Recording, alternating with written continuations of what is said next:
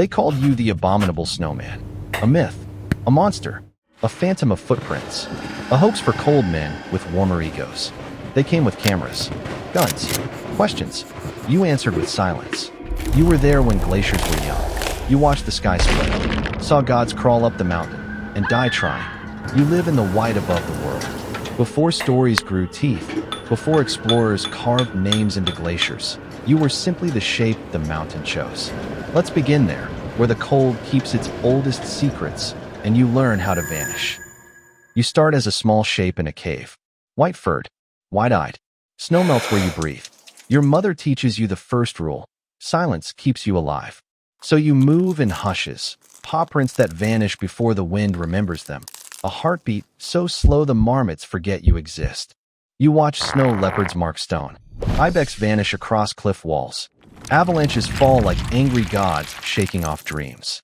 And far below, colors move, voices tangle in the wind. The creatures called humans, curious things, slow, loud, waving flags, dragging stories up mountains like they own them. Your first memory of them is color, bright fabric strung between rocks, little men with ropes and shivering logs.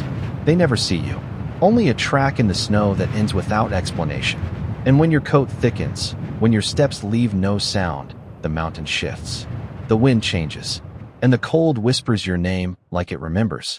At night, you curl against warm stone, ears flicking at every shift of wind, waiting to grow into something the world still denies exists.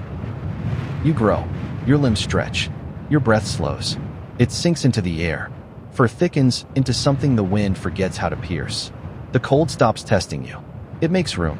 You learn the hidden passes, where the cornices break under careless feet, where the snow speaks in creaks and whispers, where even the leopards hesitate. Your step deepens, leaves prints the wind forgets to erase. Down in the valley, the climbers return, ropes, flags. They speak of gods. They speak of summits, and sometimes they speak of you.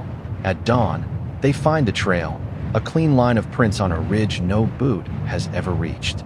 Each step even, forward, no drag, no stumble, then nothing. The trail ends like a sentence that didn't need finishing. You watch them from higher up. They squint at the snow, their breath sharp with questions. You almost step forward, almost, but solitude weighs less than their curiosity, so they go back with photos. With stories. From your perch above the clouds, you watch them stumble higher, a silent witness to their ambition, their fear, their endless need to name everything they can't possess. And sometimes, just once, you move. A glimpse, a shift in the mist. One shepherd sees you. He falls to his knees, mouth moving, eyes wide. He met your gaze across a gorge, his red scarf snapping in the wind. You vanish before the blink finishes. But by the time he returns to his village, you've grown fangs in the telling.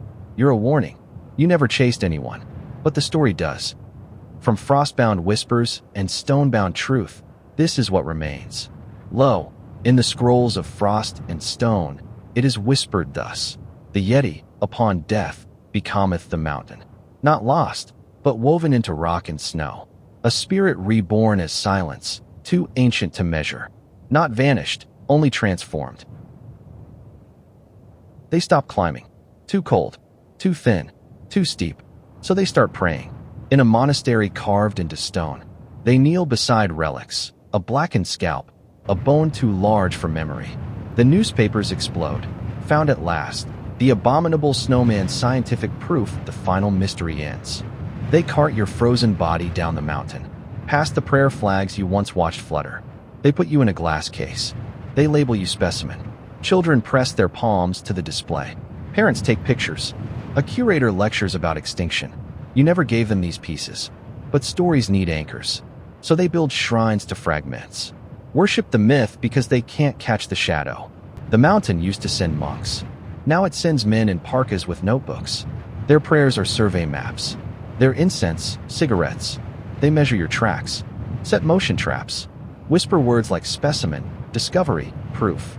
You never roared, never attacked. Still, they write warnings in red ink. Abominable, hostile, unknown male, possibly dangerous. They called it a quest for knowledge. They brought maps, traps, trophies to prove you real. Every season, more came. Some wanted to capture you. Some wanted to kill you. All wanted to own your silence. You watched them from the cliffs. Their fires burned too bright. Their voices cracked the cold. You learned how to vanish deeper, where their lungs gave out before their questions did. They came looking for a monster. All they found was silence, and the sound of themselves echoing back. Snow gathers in your fur until you move like a drifting ridge. Ice clings to your lashes. Your eyes reflect cloud light. Your breath slows into fog, then into stillness. One exhale, and it freezes midair, a sculpture of silence. Frost webs between your fingers. Your footprints fill with wind. Your shoulders grow wide with snowfall. Birds land near your resting shape and do not flee. Your heartbeat fades into the groan of the glacier. You lean against stone long enough that the lichen begins to grow. Your limbs harden. Cracks form across your fur like fault lines. White fur becomes rock. Bone becomes bedrock. Stillness becomes presence. A prayer flag whips nearby. The wind changes. A small avalanche begins. Just dust, just memory, and settles again. Some Yetis climb until climbing stops meaning anything. They cross the last ridge. Kneel, wait, and vanish. If you're still listening, you're one of us. Hit subscribe. The mountain remembers. Now you stand on every slope. You curl inside every crevice. You hum beneath every storm. When climbers lose their way, they feel your shape in the fog. Towering, unmoving, patient, the mountain made you. Now it wears your face. Snow swirls through a silent gorge. A child stumbles, feet bare, face streaked with cold. No rope, no guide, just fear echoing off stone. A shadow moves. One breath, one blink.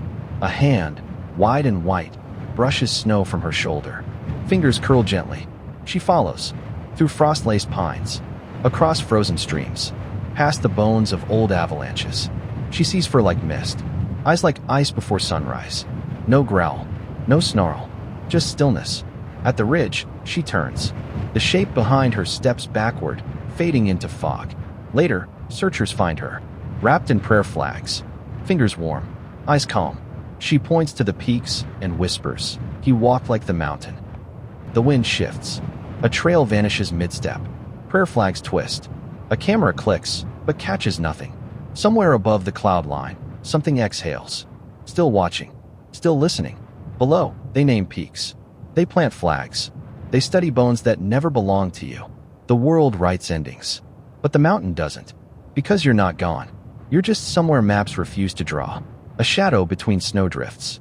A story told too quietly to sell. Not extinct. Not lost. Just beyond. They always want answers. But some truths don't echo back. So tell me, if you met something in that white silence, would you speak of it? Or let it stay yours?